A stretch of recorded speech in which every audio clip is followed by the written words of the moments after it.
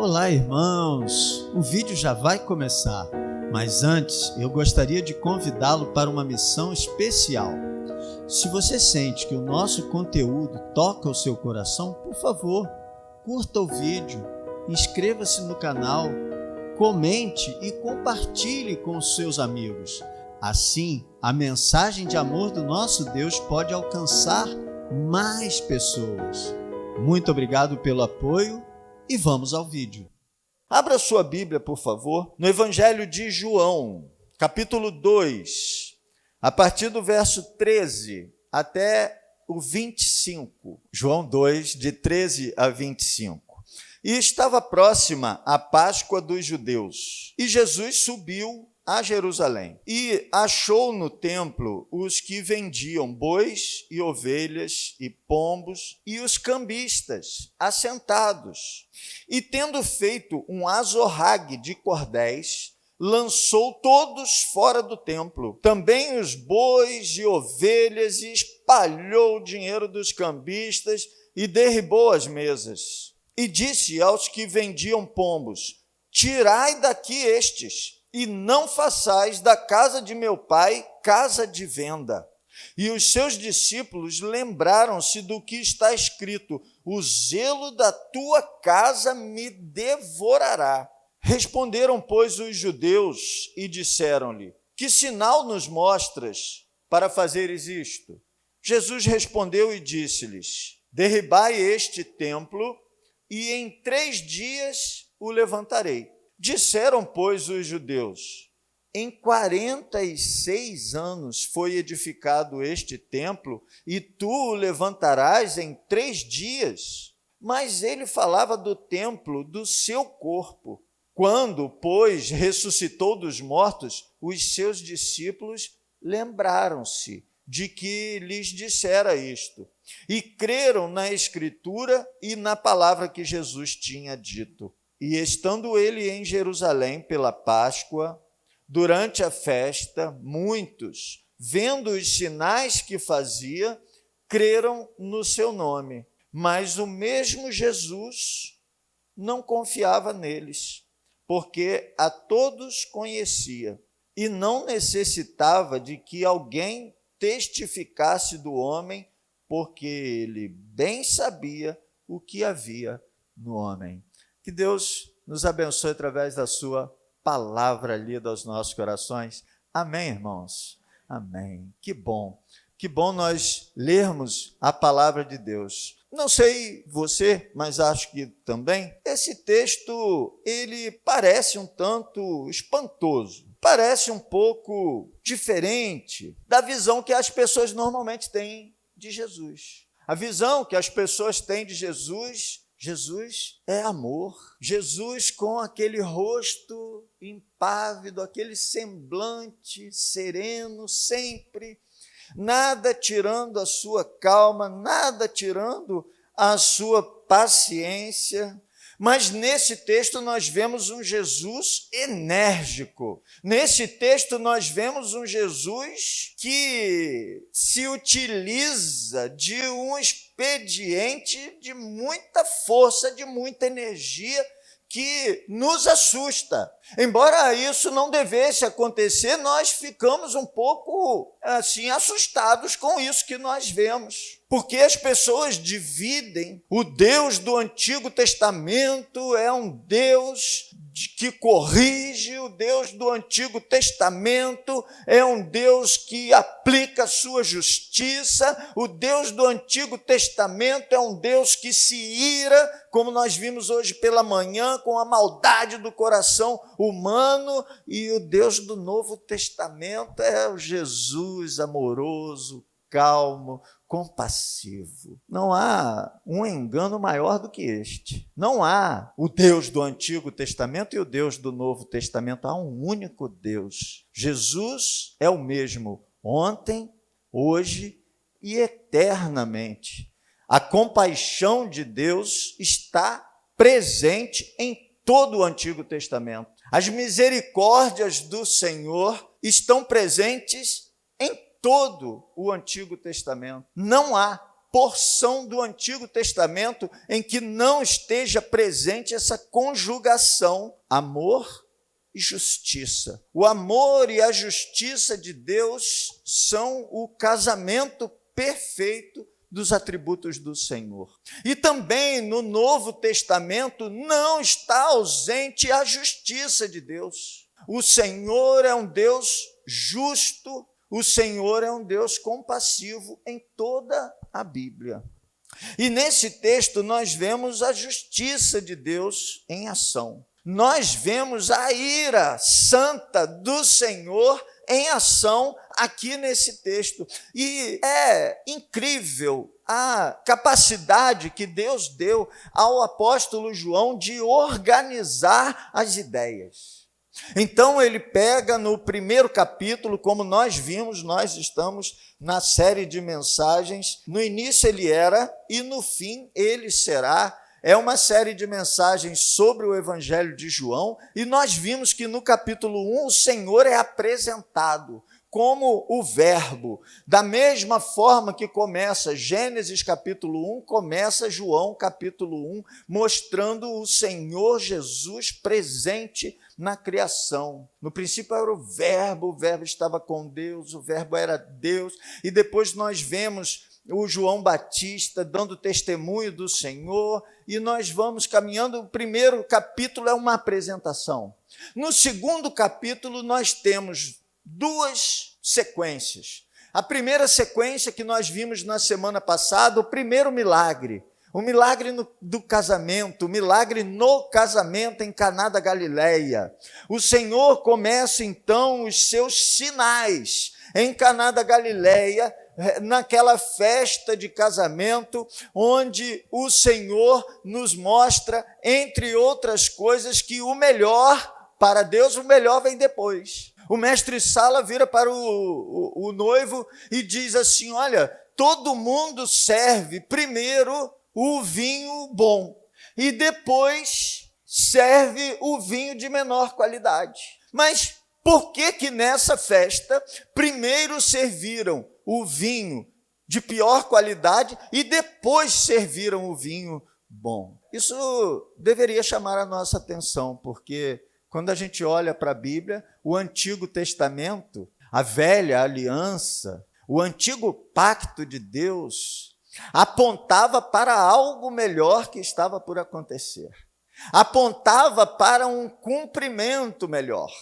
Então, toda aquela liturgia de sacrifícios que acontecia no Antigo Testamento apontava para algo melhor que viria, que é o Senhor Jesus. Então, de qualquer forma, no aspecto da nossa relação, da relação do homem com Deus, primeiro veio o vinho de menor qualidade, aquele menos inspirador, aquele que não faz tão bem assim, e depois o de boa qualidade. E depois Jesus vem, cumpre tudo aquilo que foi apontado pelo Antigo Testamento, e agora não há mais necessidade de sacrifícios, porque Ele é o nosso sacrifício. E depois de falar desse sinal, desse milagre, ele vai colocar Jesus em Jerusalém, quebrando tudo. Que Jesus é esse que aparece agora, que pega um chicote e quebra tudo, e destrói tudo, derruba tudo. E é esse Jesus irado,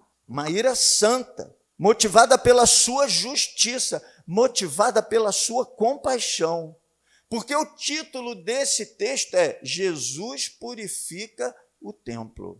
Porque Jesus nos ama, e Ele nos ama para nos salvar e para transformar a nossa vida. Ele não nos ama para nos salvar e deixar a gente do jeito que a gente estava.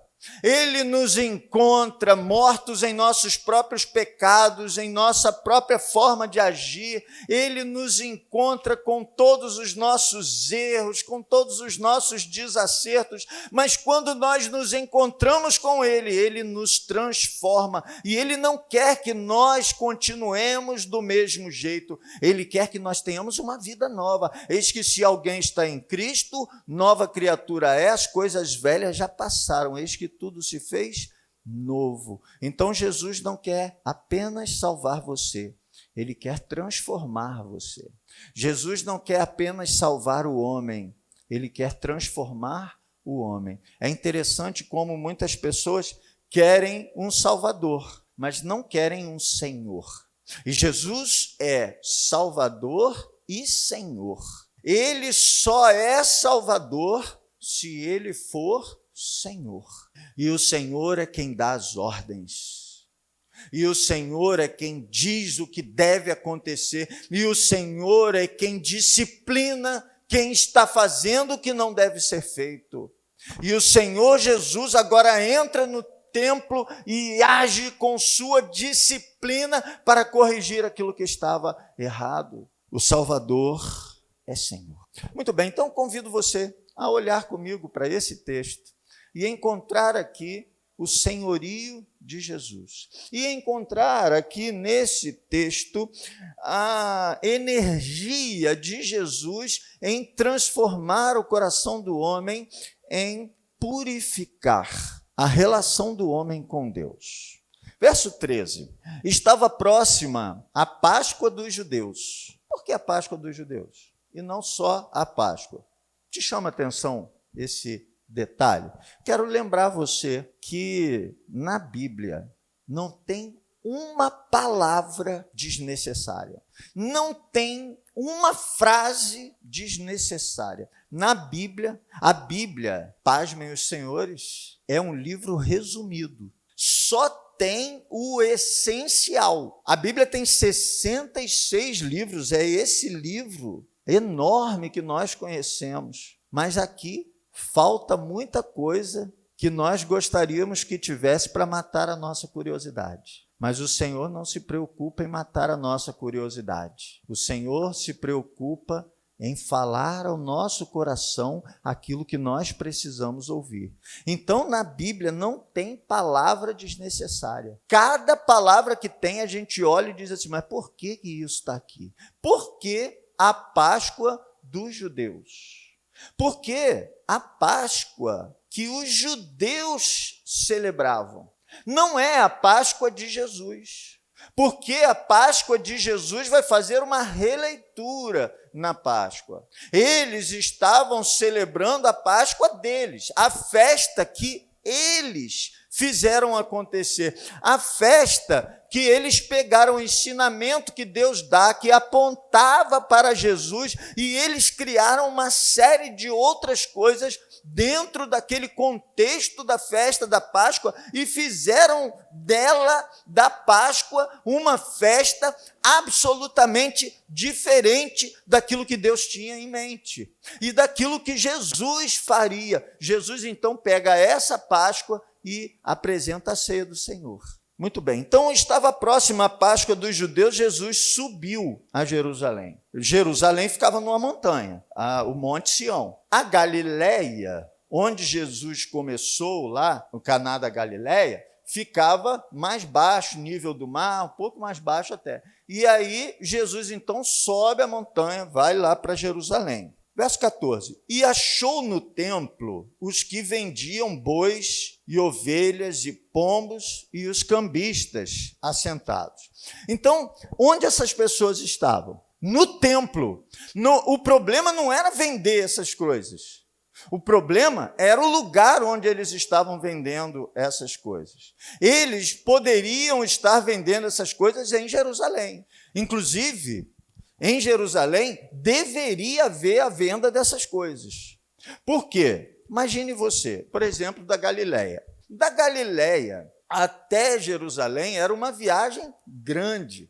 Você tinha que se deslocar e passar por toda a Samaria até chegar em Jerusalém. Essa viagem já era difícil, já era complicada. Imagina você fazer essa viagem levando boi, levando ovelha, levando pombo, levando aquele monte de coisas que você precisava para fazer os sacrifícios. Deuteronômio, ele dá essa orientação.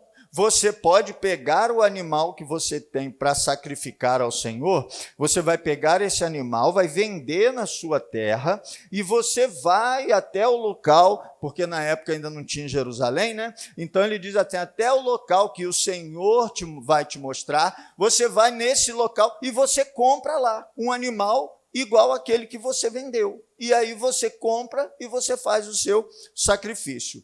Havia um sacrifício diferente para cada circunstância. Isso lá o livro do Levítico vai mostrar. Então tinha sacrifício que era pombo, tinha sacrifício que era ovelha, tinha sacrifício que era boi, tinha sacrifício diferente para cada circunstância. Então as pessoas faziam isso, elas vendiam na sua terra e iam para Jerusalém. Está vendo cambista aí? O que é cambista?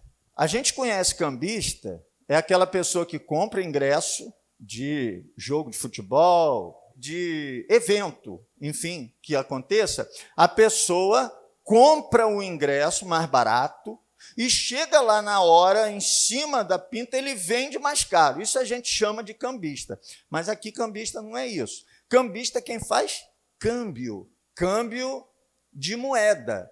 Então, essas pessoas, por quê? As pessoas vinham de vários lugares para Jerusalém. E a moeda lá no lugar da onde ela vinha, às vezes era outra moeda.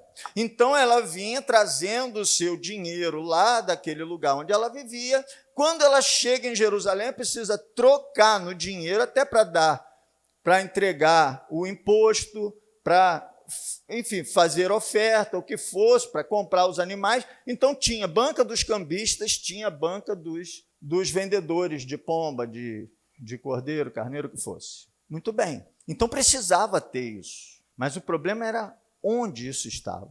Isso estava no templo. Então, imagina comigo essa cena. A cidade de Jerusalém e lá no monte o templo. E as pessoas vinham, chegavam as caravanas, se deslocavam. Chegava na entrada do templo, tinha uma escadaria. Não tem os cânticos dos degraus lá? Salmos de 120 até 135, os cânticos dos degraus, era por causa dessa escadaria que tinha no templo de Jerusalém. A ideia, né, que os pais subiam com suas famílias, seus filhos, cantando aqueles cânticos, aqueles salmos, subindo essa escadaria. Quando você terminava de subir a escadaria, você chegava num espaço, num pátio. Esse pátio, primeiro, era chamado o Átrio dos Gentios. Quem deveria ficar aí? As pessoas que não eram circuncidadas. As pessoas que ainda não faziam parte do judaísmo. Então, eram estrangeiros que ainda não tinham passado pela circuncisão, ainda não eram da religião judaica, ficavam aí. Ou seja, os não crentes, vamos chamar assim, ficavam aí nesse primeiro pátio. E aí eles continuavam passando nesse primeiro pátio, quem não era do judaísmo ficava aí, continuava, tinha um segundo pátio, que era o átrio das mulheres. Então as mulheres e as crianças ficavam nesse segundo pátio, o átrio das mulheres. Continuava andando, tinha o átrio dos judeus. Então era onde os homens ficavam, mais perto de onde ficavam os sacerdotes, então eles podiam ver. Eu quero que você entenda isso. Os sacrifícios, as celebrações, elas aconteciam lá no lugar santo, ali acontecia toda a celebração. As pessoas, elas ficavam vendo aquilo que acontecia a hora que a pessoa fazia o seu sacrifício. Imagine você, quem ficava no átrio dos gentios, ele estava ali e ele ouvia os levitas cantando louvores ao Senhor. O átrio dos gentios era um lugar onde os estrangeiros, aqueles que ainda não faziam parte da religiosidade judaica, eles podiam ouvir o que os levitas estavam cantando, eles podiam ouvir a leitura da lei, eles podiam ouvir a leitura da palavra de Deus. Então eles ficavam ali e eles ouviam aquilo que acontecia, e Deus, na sua infinita misericórdia, ia tratando, trabalhando. Essa era a ideia. Porque, irmãos, isso não é nada assustador. Quando uma pessoa, ela visita uma igreja e ela não é daquela igreja, é normal que ela sente nos últimos bancos. É normal que essa pessoa, que ela ainda não está muito no contexto, ela comece assentando lá nos últimos bancos e depois ela vem chegando para frente. Então, por isso, aquele lugar ficava separado para os gentios. Era um lugar dentro da ideia que Deus deu para o templo, era a ideia de que todas as nações pudessem ter acesso à palavra de Deus, aos cânticos a Deus. E essas pessoas estariam ali, mas em lugar dessas pessoas, no lugar que as pessoas deveriam estar ouvindo a palavra de Deus, ouvindo as canções de Deus, o que elas estavam ouvindo? O que você pensa que elas estavam ouvindo ali? Uma feira livre. Eu fico imaginando, pombo na minha mão é mais barato. Aí o outro grita de lá, não, o meu é mais purificado e tal, não sei o quê. E o outro, não, mas é boi aqui comigo, não sei o quê. Olha só, imaculado, não quebrou nunca nenhuma perna. E aí a pessoa deveria estar ali para receber a palavra de Deus e ela só estava vendo o comércio. Entende a irritação de Jesus? Entende por que ele não poderia agir de outra maneira? A menos que ele deixasse para lá. A menos que eu nem ligo. Mas esse não seria o nosso Jesus. O Jesus que ama os gentios.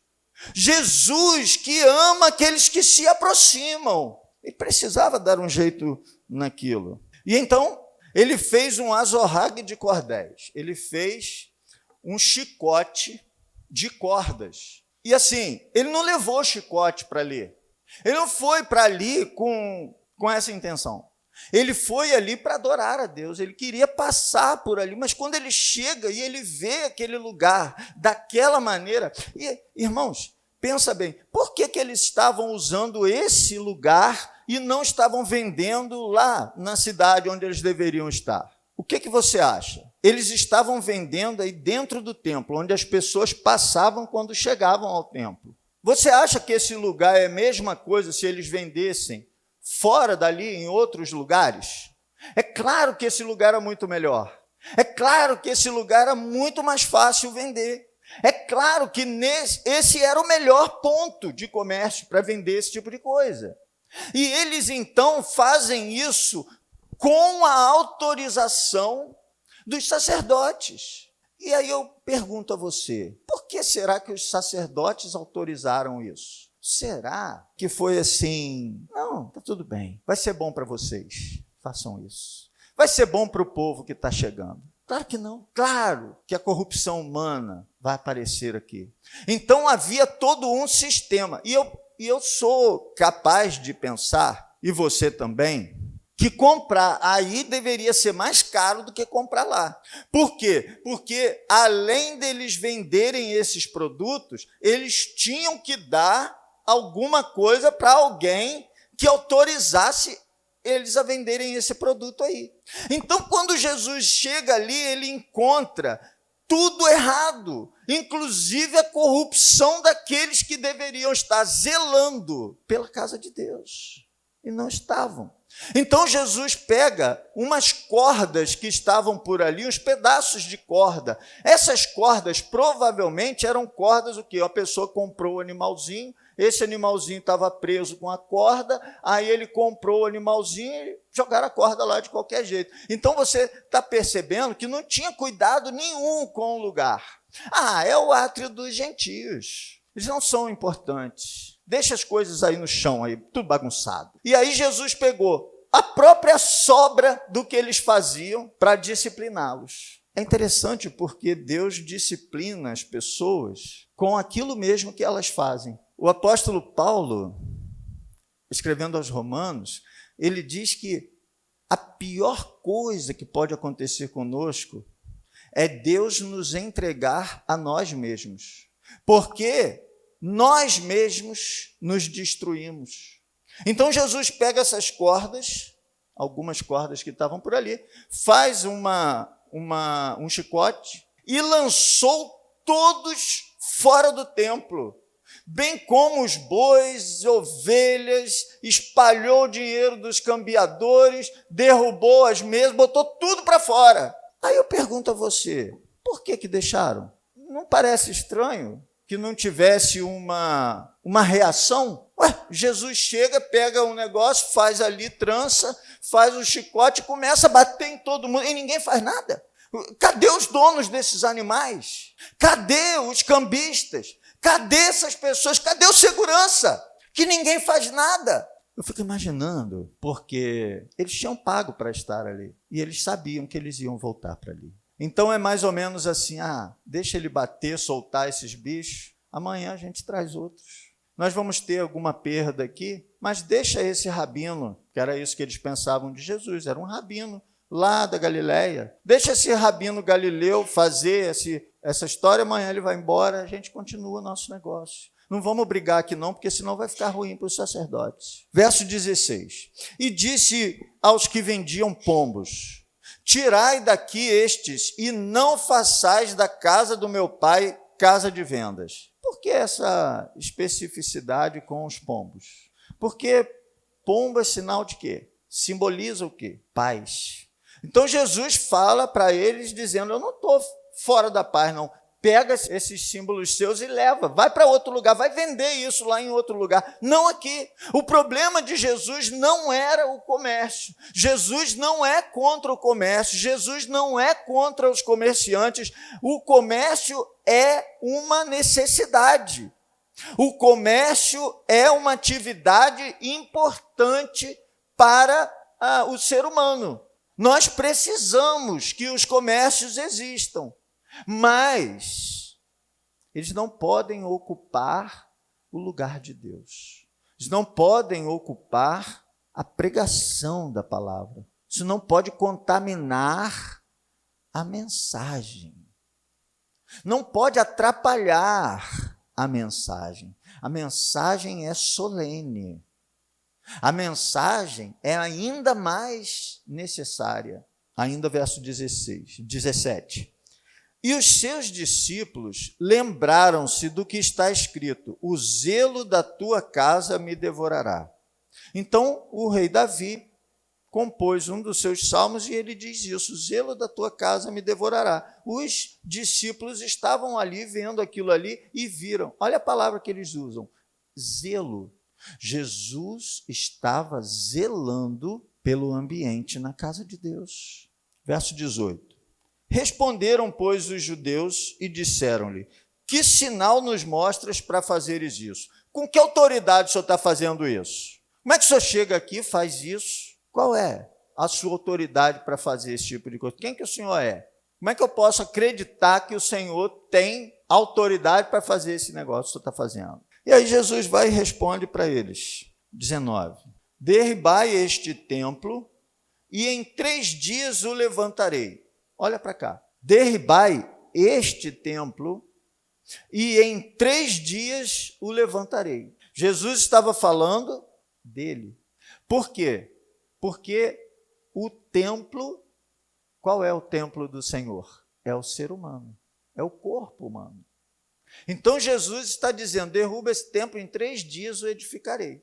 Verso 20. Disseram, pois, os judeus, em 46 anos foi edificado este templo, e tu o levantarás em 3 dias? Mas ele falava do templo do seu corpo.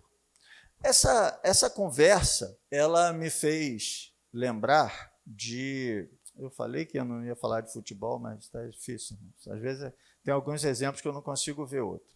Mas vou falar de Flamengo hoje não. Vou falar da seleção brasileira. O técnico da seleção brasileira está sendo muito questionado por causa de alguns maus resultados. Numa entrevista coletiva, sabe o que ele falou? Me cobrem, nós estaremos na final da próxima Copa do Mundo. Jogou para frente. Como é que ele pode? Que prova é essa? A pessoa te pergunta um negócio, você joga para frente, ele sabe nem se ele vai ser o técnico até a final da Copa do Mundo. É como se ele dissesse assim, ó, eu quero me garantir de ficar como técnico pelo menos até a final da Copa do Mundo. Aí sim, se der errado, vocês me mandam embora. Ganhou tempo. Será que foi isso que Jesus estava dizendo? Não, Jesus estava falando verdade. Jesus estava falando algo que ele sabia aconteceria, que ele tinha certeza aconteceria. A segurança dele era essa, mas aqueles homens ali ficaram sem ter o que dizer, porque eles não tinham como dizer que isso não era verdade. Eles só disseram, 46 anos, levou para construir, só vai construir em 3 dias. Ele disse, vou, acabou a discussão. E aí o texto segue, mas ele falava do templo do seu corpo. Quando, pois, ressuscitou dos mortos, os seus discípulos lembraram-se de que lhes dissera isto e creram na Escritura e na palavra que Jesus tinha dito. Verso 23.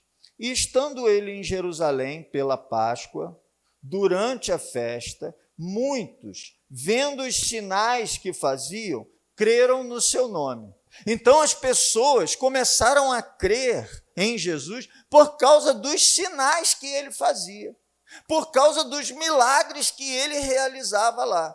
Nós já vimos na semana passada que a palavra que aparece aí, sinais, é porque assim, o milagre não era importante em si mesmo. O milagre apontava para a divindade de Jesus. Então é mais ou menos como eu dizer assim, olha, Jesus está ali. E aí a pessoa olhar e dizer assim, poxa, mas esse dedo é maravilhoso. Não é não, irmão, é horroroso mesmo. Mas esse dedo, olha que unha bem feita. Não, nem faço unha, irmãos. Né? Olha, que articulação. E ficar aqui prestando atenção e achando maravilhoso o dedo, quando na verdade o dedo só aponta, só direciona, só sinaliza. Então as pessoas ficam apegadas no milagre, ficam buscando a Deus pelo milagre, acreditam que Deus existe porque vê o milagre, mas o milagre não é importante. O importante não é a cura.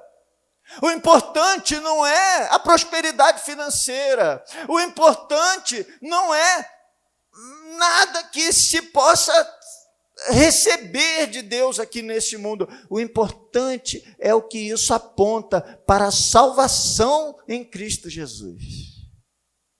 Por isso é sinal. Não é para a gente ficar olhando para o milagre, não é para ficar buscando o milagre. Eu quero te dizer uma coisa. Se você está buscando o milagre, está aqui pela razão errada.